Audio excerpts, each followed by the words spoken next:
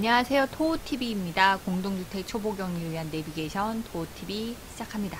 오늘의 주제는 장기수선 계획에 대해서 할게요.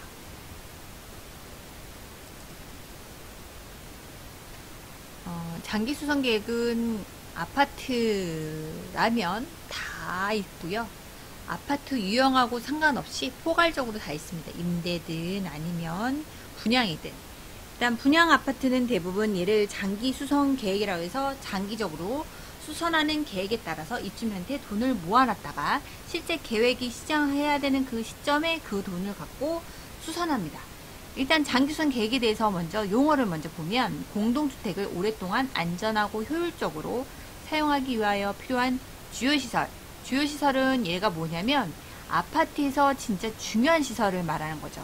그러니까 펌프라든가 배수 펌프라든가 아니면 특히 승강기 그런 것들 교체하거나 보수할 때는 돈이 승강기 하나당 대부분 만약에 다 뜯어 고친다면 1억을 생각하셔야 돼요. 그러면 그 정도 우리 아파트에 승강기가 15대가 있다 그러면 15억 정도는 갖고 있어야겠죠. 그리고 그 금액들 같은 경우는 아파트 연식에 따라 또 다릅니다. 오래된 아파트다 그러면 더 장충이 더 많이 공립되어 있어야겠죠. 승강기뿐만이 아니라 방수 그 다음에 지하 주차장 그리고 펌프 교체 뭐 이런 것들 많이 있을 테니까 그런 것들은 장기 수선 계획에 따라서 수립하고 그 돈을 적정량만큼 입주민들 부과해서 모아놓고 있어야 돼요. 돈을 모아놓고 써야지 돈이 모자란데 쓸 수 있는 상황이 아니거든요. 임대주택도 똑같이 장기 수선 계획에 따라 적립을 하는데요. 다만 용어가 좀 틀려요. 요 밑에 거 먼저 보여드릴게요. 특별수선 충당금이라고 돼 있죠. 얘가 임대사업자가 임대주택 일정 규모 이상의 공동주택인 임대주택의 시세를 교체하고 보수하는 데 필요한 거를 특별수선 충당금을 적립해야 된다라고 합니다. 요거를 장기수선하고 거의 같은 용어예요.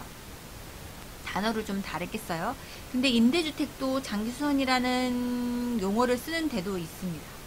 무조건 다 특별수선 충당금을 쓰는 게 아니라 어쨌든 원래 하고자 하는 목적을 적합하게 된 거를 써야 되는 거니까 용어가 중요한 게 아니라 이런 계획에 따라 돈을 적립하고 그거에 따라서 계획에 따라서 쓰는 게 중요한 거예요. 그죠? 그래서 장기수선 계획과 특별수선 충당금이 얘는 분양, 얘는 임대사업자에 해당된다. 그리고 장기수선 충당금은 충당금 부채성 계정이죠. 이 충당금은 장기수선 계획에 따라 입주민들한테 돈을 징수해서 모아놓는데 문제는 요거죠. 소유자로부터 징수해야 되는데 세입자한테도 우리가 사실은 돈은 징수하고 있잖아요. 대신 그분들이 전출, 이사 갈 때는 소유자가 와서 그 금액만큼 이 사람이 입주해서 퇴거할 때까지의 장기수선 충당금 금액을 정산을 해주죠. 우리가. 그러면 그 돈을 소유자가 와서 돌려줍니다. 그렇게 해서 다시 환불해 주는 거죠. 그래서 세입자가 전입일자와 전출일자는 칼같이 맞춰주셔야 돼요. 그 다음에 밑에 있는 거 안전관리 및 행위허가에 대해까지만 말씀드릴게요. 안전점검은 의무관리 대상 공동주택의 관리주체는 시설물의 안전 및 유지관리가 하는 특별법에 따라서 안전점검을 해야 됩니다. 절차에 따라서 반기마다 하는 데도 있고 연간으로 하는 데도 있고 그건 좀 다를 수 있어요. 중요한 거는 안전점검은 아무나 하면 안 되죠. 내가 자격증 있다고 소장님이 그냥 자격증 있다고 쓸 수 있는 게 아니에요. 경험하고 기술을 갖춘 자가 기구나 아니면 본인의 유관으로 시설물에 내재되는 위험률을 찾아내는 거죠. 그래서 이 점검 목적 및 점검 수준을 고려해서 국토교통부령으로 정하는 바에 따라 정기 안전점검 우리가 해서 알고 있어요. 정기적으로 안전점검 하잖아. 전기는 주요 시설이니까.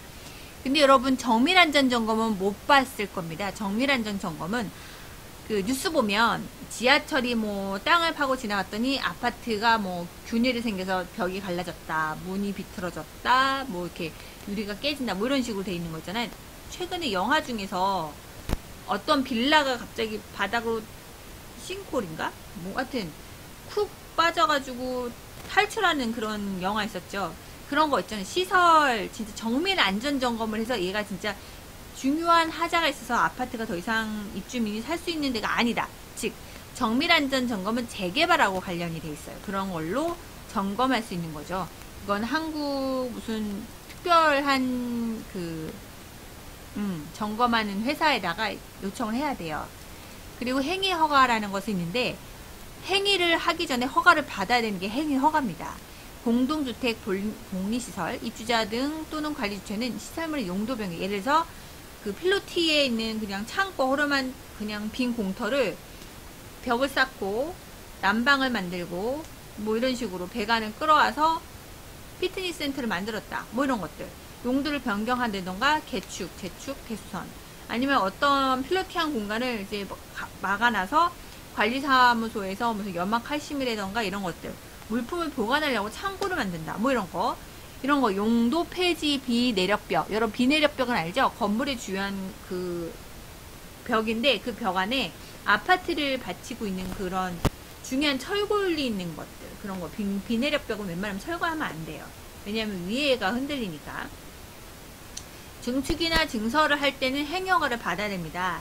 이런 거는 시장, 군수, 구청장에 허가를 받거나 신고를 해야 되죠.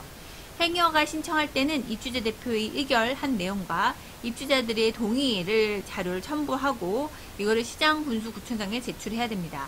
그리고 그게 끝이 아니에요. 다 끝나고 나면 공사를 완료했을 때는 시장, 군수, 구청장한테 사용검사를 받아야 됩니다. 아파트가 그 허가를 받아서 만들어진 다음에 구청에서 사용검사를 받잖아요. 그거 똑같아요.